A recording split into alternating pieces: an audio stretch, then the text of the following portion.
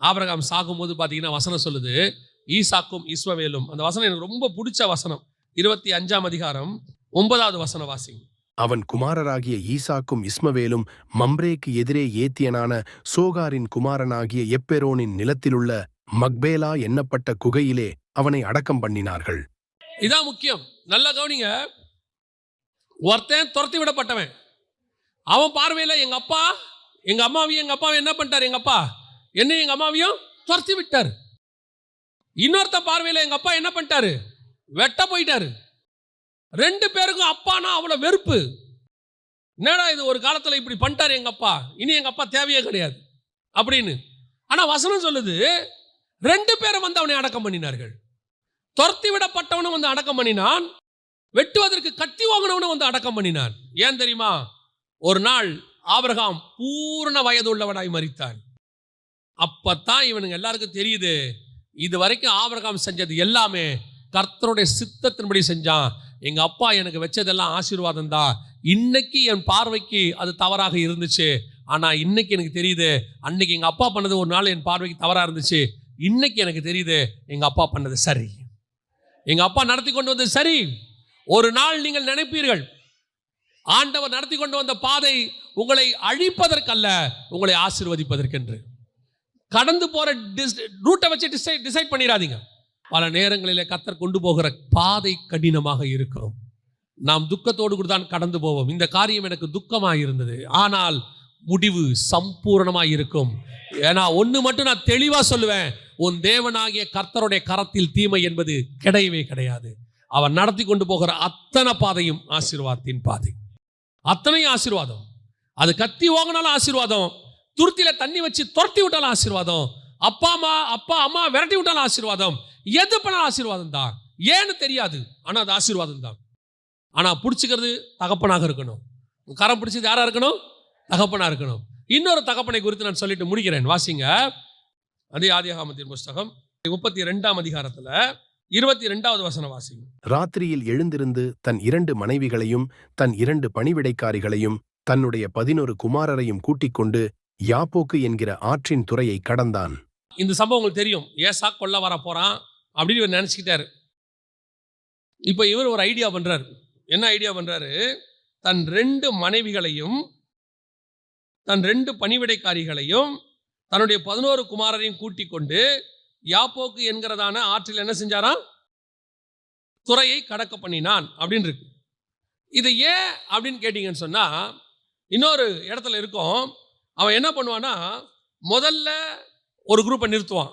யாக்கோபு தன் கண்களை ஏறெடுத்து, இதோ ஏசாவும் அவனோடே கூட 400 மனிதரும் வருகிறதைக் கண்டு, பிள்ளைகளை லேயாளிடத்திலும் ராகேலிடத்திலும் 2 பணிவிடைக்காரிகளிடத்திலும் வெவ்வேறாக பிரித்து வைத்து, பணிவிடைக்காரிகளையும் அவர்கள் பிள்ளைகளையும் முதலிலும், லேயாளையும் அவள் பிள்ளைகளையும் இடையிலும், ராகேலையும் யோசேப்பையும் கடையிலும் நிறுத்தி, தான் அவர்களுக்கு முன்னாக நடந்து போய் 7 விசை தரை மட்டும் குனிந்து வணங்கி தன் சகோதரன் கிட்டச் சேர்ந்தான்.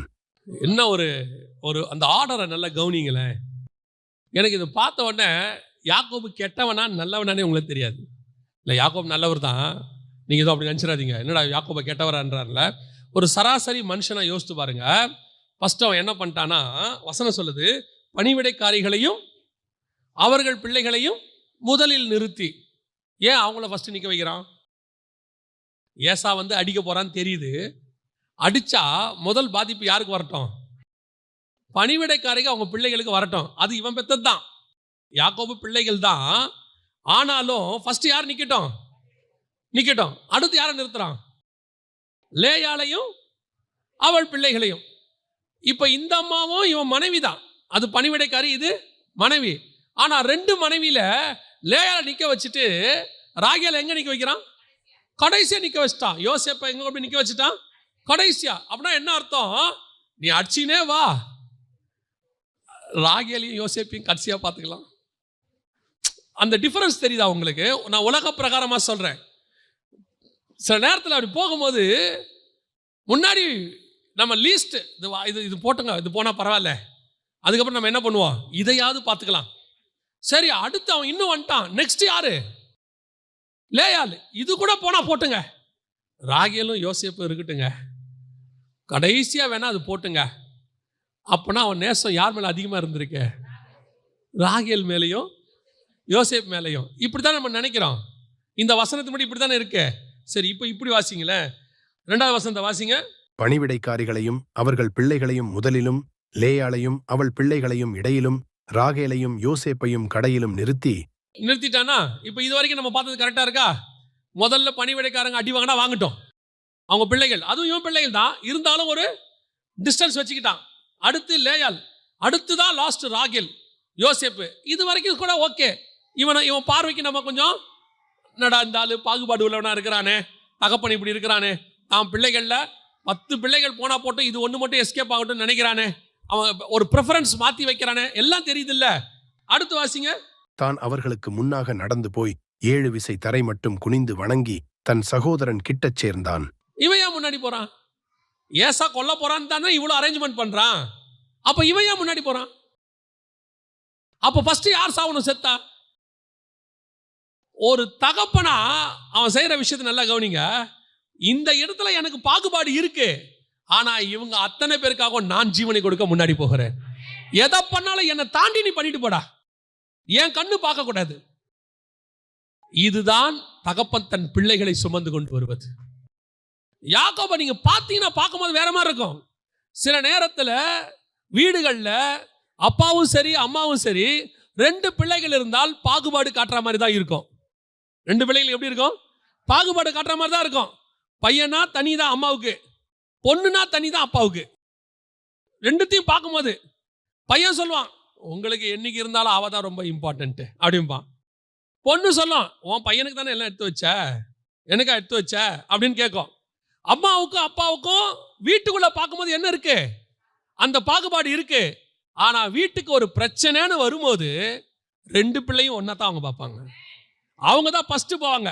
ரெபேக்கா ஏன் பெஸ்ட் தாய் தெரியுமா? ஒரு வேர்டு சொல்லுவாங்க யாக்கோபு கிட்ட, உன்மேல் வரும் சாபம் யாவும் என் மேல் வரட்டும், ஆசீர்வாதம் உனக்கு வந்துட்டு போட்டோம். இதுதான் உண்மையிலேயே தகப்பனோ தாயோ உண்மையா இருக்கிறவருடைய சுபாவம். தகப்பன் தன் பிள்ளையை சுமந்து கொண்டு வருவது போல என்ன, கொஞ்சம் பாகுபாடு தெரியுது. சில நேரத்தில் நமக்கு பாகுபாடு தெரியும். நம்ம ஆட்கள் சொல்லுவாங்க, யூதர்களுக்கு ஆண்டவர் செய்யறது கொஞ்சம் அதிகமாக தான் இருக்கும்பா நம்ம ஆளு. சிலர் சொல்லுவாங்க, யூதர்களை விட புறஜாதியாரை தான் கர்த்தர் அதிகமாக நேசிக்கிறாரு. சில நேரத்தில் நமக்கு தெரியும், நம்ம எல்லாரை விட புறஜாதியாருக்கு ஆண்டவரோட தயவு இருக்காது, நம்ம மேலதான் கர்த்தருடைய கிருபை ஜாஸ்தின்னு. நம்ம பார்வையில் இந்த பாகுபாடு தெரியுது. ஆனா கர்த்தர் பார்வையில் பாகுபாடே இல்லை. அவர் முன்பாக போய் ஜீவன் கொடுக்க போனவர். அவர் பணிவிடைக்காரி பிள்ளைக்கும் ஜீவன் கொடுக்க முன்னாடி போனா, லேயாள் பிள்ளைக்கும் ஜீவன் கொடுக்க முன்னாடி போனா, ராகேல் பிள்ளைக்கும் ஜீவன் கொடுக்க முன்னாடி போனா. இங்க வேணா பிரமாணத்துல மாற்று கருத்து இருக்கும். மனசாட்சி பிரமாணம், நியாய பிரமாணம், சுயாதீன பிரமாணம், மாற்று கருத்து இருக்கு. பிரமாணத்துல வேறுபாடு இருக்கு. ஆனா ஜீவன் கொடுத்த இயேசுவின் இடத்துல பாகுபாடே கிடையாது. பட்சபாதம் இல்லாதவர், பாரபட்சம் பார்க்காதவர். அவர் அத்தனை பேருக்காகவும் முன்னாடி ஜீவன் கொடுக்க போகிறார். அல்லேலூயா. இதுதான் தகப்பன் தன் பிள்ளையை சுமந்து கொண்டு போவது போல சுமந்து கொண்டு போவது. முன்னாடி போற ஆண்டவர் அப்படிப்பட்டதான் ஆண்டவர். இந்த சுபாவம் நமக்கு வரணும். பாகுபாடு இருக்கத்தான் செய்யும் சில நேரத்தில். ஆனா ஒரு இடம் வரும்போது நாம தான் ஜீவன் கொடுக்கிறவங்களா முன்னாடி போகணும். இப்ப தகப்பன் முன்னாடி போறதுக்கான நோக்கம் தெரியுதா? தகப்பன் பிள்ளையை சுமந்து நம்ம என்ன நினைக்கிறோம்? இந்த வசனத்தை எப்பவுமே எப்படி நினைக்கிறோம் தெரியுமா? தகப்பன் தன் பிள்ளையை சுமந்து கொண்டு போவது போல அப்படின்னு சொன்னா அவரு ஆசீர்வாதமா கூட்டிட்டு போறாரு. உண்மை, எல்லாம் உண்மைதான். முன்னாடி போய் கொண்டாந்து செவ்வையாக்குவாரு, ஒளிப்பிடத்தின் பொக்கிஷங்களை தருவாரு, புதையல்களை தருவாரு ஆண்டவர். அதெல்லாம் மாற்று கருத்தே இல்லை. அடுத்து தூதனை கூட அனுப்புறதுனா பாடி கார்டு அனுப்புவாரு. ஆனா அதெல்லாத்தையும் தாண்டி ஒன்று இருக்கு, தகப்பன் முன்னாடி போகிறதுன்னு ஒன்று இருக்கு. அந்த தகப்பன் முன்னாடி எதுக்கு என்ன கூட்டிட்டு போறாரு தெரியுமா? அவருக்கு ஒன்று தெரியும், நான் கடந்து உன்னை கூட்டிக் கொண்டு போகிற பாதை கடினம் தான், கண்ணீர் தான், கொஞ்ச நேரம் உபத்திரவம் தான், அழுகதான், கத்தி ஓங்கிறது தான், உன்னை வனாந்தரத்தில் விடுறது தான். ஆனால் எனக்கு நன்றாய் தெரியும், நீ வனாந்தரத்தில் துருத்தி தண்ணீரோட அப்பத்தோட ஓடினாலும் சாக மாட்டாய், கத்தியை தூக்கினாலும் நீ சாக மாட்டாய். உங்க 2 பேரையுமே கர்த்தர் ஆசீர்வதிப்பார். அல்லேலூயா. யாக்கோபு பார்க்கறதுக்கு தெரியும், பணிவிடைக்காரை பிள்ளைக்கும் லேயாள் பிள்ளைக்கும் ராகேல் பிள்ளைக்கும் வித்தியாசம் இருக்கிற மாதிரி தெரியும். ஆனால் அத்தனை பேருக்கும் ஜீவனை கொடுக்க கர்த்தர் முன்னாடி போய் கொண்டிருக்கிறார். அல்லேலூயா. அந்த தேவன் தான் உங்களையும் என்னையும் தகப்பன் தன் பிள்ளையை சுமப்பது போல சுமந்து கொண்டு போகிறார். ஆமென். எந்த இடத்திலும் ஆண்டவரை சந்தேகமே படாதீங்க. எந்த இடத்துலையும் ஆண்டவர்கிட்ட முறுமுறுக்காதீங்க, துக்கப்படாதீங்க. ஏன்னா கர்த்தர் கருத்துல என்ன கிடையாது? தீமை என்பது கிடையவே கிடையாது. அவர் உனக்கு முன்பாக போய் உன்னை ஒரு தகப்பனை போல ஜீவன் கொடுக்க முன்னாடி போயிட்டு இருக்கிறார். ஏன் அவர் முன்னாடி போறார் தெரியுமா? ஜீவன் கொடுப்பதற்கு, உன்னை பாதுகாக்க. எது வந்தாலும் எனக்கு ஒன்று நல்லா தெரியும், எது நமக்கு நடந்தாலும் கர்த்தரை தாண்டி நடக்கவே நடக்காது. கர்த்தர் அனுமதி இல்லாம நடக்கவே நடக்காது. அதுதான் யாக்கோபு. நான் முன்பாக போய், ஏசா நான் உன்னை மொத்த பேரை அழிக்க போறேன், எவ்வளவு பேரை வேணா அழிச்சுக்க, முதல்ல என்ன அழிச்சிரு, எனக்கு அப்புறம் தான் நீ என் பிள்ளைகளை தொடணும். அதுக்கப்புறம் பாதுகாக்கப்பட்டாங்க, யாருக்கும் எந்த சேதம் வரல, அதெல்லாம் வேற. ஆனா அதுதான் ஒரு தகப்பனுடைய இருதயம். அல்லேலூயா. ஒரு பூலோகத்தில் இருக்கிற உன் தகப்பன் உனக்கு செய்யாததை நான் உனக்கு முன்பாக போகிறேன். நான் உனக்கு உள்ளங்கையில் வச்சு வரைஞ்சி பாதுகாத்துக் கொள்றேன். உன்னை ஒரு நாளும் கைவிடாத தகப்பன் சொல்லுகிறார். தகப்பன் தன் பிள்ளையை சுமந்து கொண்டு வந்தது போல. ஒருவேளை நீ வந்த பாதை கடினமா இருக்கும், ஆனா இது வரைக்கும் உன்னை கொண்டு வந்தது யாருன்னு நீங்க நினைக்கிறீங்க? இது வரைக்கும் உங்களுக்கு ஜீவனை கொடுத்து பத்திரமா பாதுகாத்து யாருன்னு நினைக்கிறீங்க? நீங்க எத்தனையோ நேரத்துல கூட இருக்கிறவங்களை குறை சொல்றீங்க. ஏன் தேவனையே குறை சொல்றீங்க? ஆண்டவர் இருந்தா இப்படிலாம் நடக்குமா? ஏன் ஆண்டவர் இருந்தா எங்க அப்பா இப்படி இருக்காரு? ஏன் ஆண்டவர் இருந்தா என் வாழ்க்கையில் இப்படிலாம் நடக்குது? ஆண்டவர் சொல்றாரு, அப்படியெல்லாம் நடந்துச்சே, நீ என்ன ஆன? செத்துட்டியா? இல்ல என்ன ஆச்சு? காணாம போயிட்டியா? உன்னை நடத்தி கொண்டு தங்கம் நெருப்புக்குள்ள போகாம புடமிடப்படவே முடியாது. அதுக்கு ஒரு ப்ராசஸ். உன்னை அந்த ப்ராசஸ்ல நான் நடத்துனதுக்கு காரணம், உன்னை சுத்த பொன்னாய் விளங்க பண்ணுவதற்கு. உன்னை மாதிரி நாளைக்கு இதே மாதிரி பாதையில கடந்து போறவங்க 1000 பேர் இருப்பான். அவனுக்கெல்லாம் உன்னைத்தான் கர்த்தர் எடுத்து பயன்படுத்துவார். ஏன்னா உனக்கு மட்டும்தான் அந்த வலி தெரியும், உனக்கு மட்டும்தான் அந்த பெயின்னா என்னன்னே தெரியும். பிரசங்கத்துல நான் சொல்லுவேன், ஒரு சிங்கிள் பேரண்ட்காரன் பிரசங்கத்துல சிங்கிள் பேரண்ட்டை பத்தி பேசுறதுக்கும், அந்த சிங்கிள் பேரண்டா இல்லாம தாயும் தகப்பனும் வளர்த்தவங்க பேசுறதுக்கும் டிஃபரன்ஸ் இருக்கு. ஒரு பசினா என்னன்னு தெரியாதவன் பசியை பத்தி பேசுவதுக்கும், பசியில கடந்து வந்தவன் பசியை பத்தி பேசுறதுக்கும் டிஃபரன்ஸ் இருக்கு. நீ கடந்து வந்த பாதையில ஏன் கர்த்தர் கொண்டு வந்தார் தெரியுமா? நீ பட்ட அனுபவத்தினால நாளைக்கு உன்ன மாதிரி இருக்கிற 1000 பேரை நீ மீட்க வேண்டி இருக்கிறது.